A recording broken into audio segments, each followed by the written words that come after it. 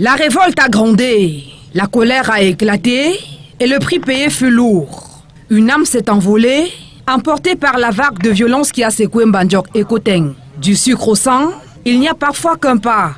C'est un seul civil qui est ouvrier de Sosukam qui est décédé parce qu'il a voulu lui-même, avec la machette, descendre un policier.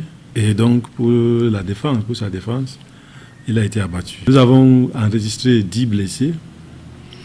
Du côté des forces de maintien de l'ordre, il y avait un seul blessé civil. Ce mouvement des employés de la société sucrière du Cameroun a aussi laissé derrière lui des plantations saccagées, des infrastructures publiques mutilées, une colère qui s'est inscrite sur les murs et les routes à coups de feu et de flammes. Ils ont bloqué et mettre le feu avec les pneus sur la voie publique. Un véhicule de transport des ouvriers a été saccagé. La fenêtre du commissariat de sécurité publique d'Nkoteng a été aussi cassée et 150 hectares de champs de canne a été aussi brûlé.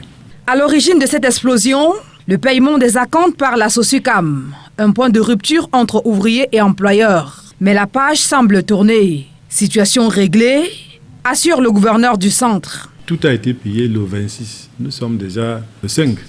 Mais quand la situation s'est envenimée, ils ont commencé à poser d'autres revendications qui n'avaient rien à faire avec la revendication d'origine.